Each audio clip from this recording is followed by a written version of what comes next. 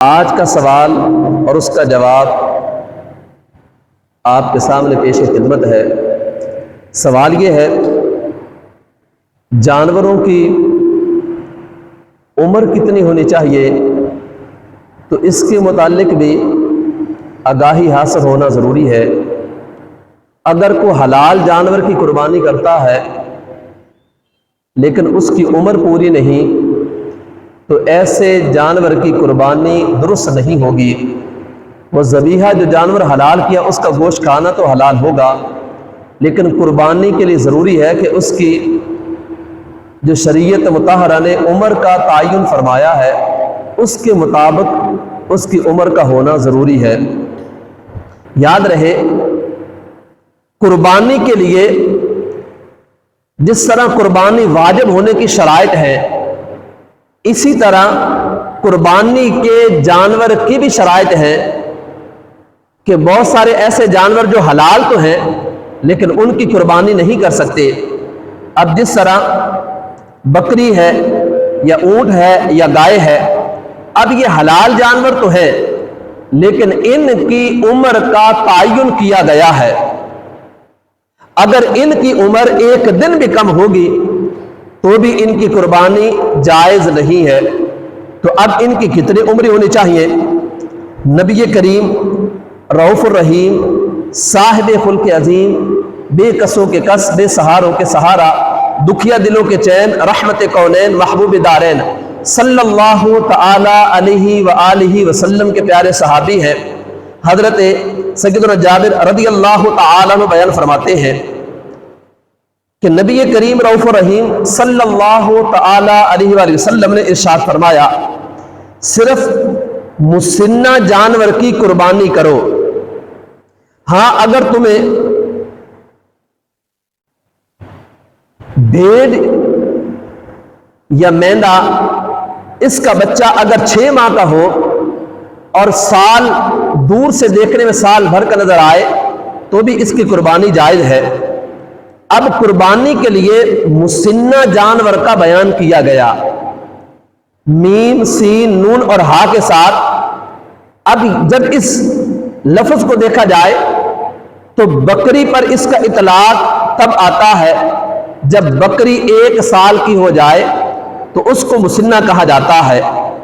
اب اسی طرح اس کا اطلاق گائے پر تب ہوتا ہے کہ جب گائے 2 سال کی ہو جائے، اگر اس سے کم ہے تو اس کی قربانی جائز نہیں ہے۔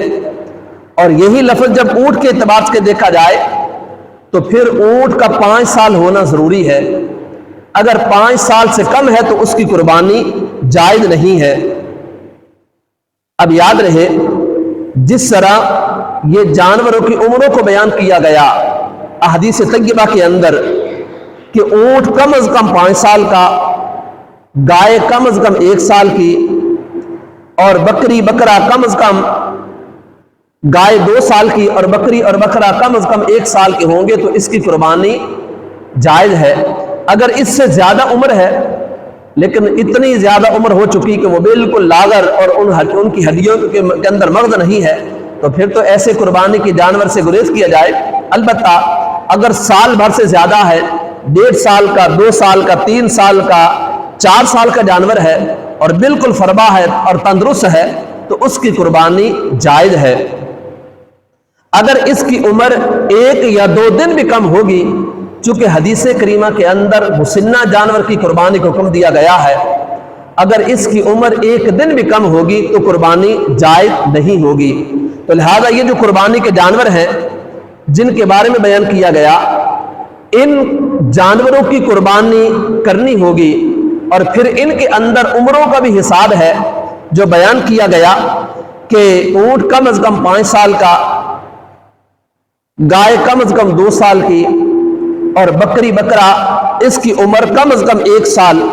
اور اسی طرح اگر کوئی مینڈا یا دمبا ذبح کرتا ہے لیکن احادیث طیبہ کے اندر اس کا استثناء آیا ہے کہ صرف مسنہ جانور کی قربانی کرو۔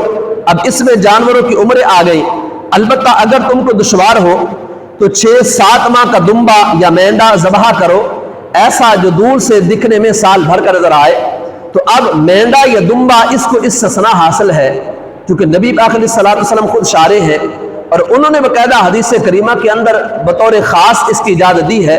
تو اگر یہ 6 ماہ کا یا 7 ماہ کا ہے اور دور سے دیکھنے میں سال بھر کا نظر آتا ہے تو اس کی قربانی جائز ہے۔ لیکن اگر اس کے علاوہ کوئی بکری کے بارے میں کہے کہ بکری کا جو بچہ ہے وہ 6 یا 7 ماہ کا ہے تو دمبے پر اس کو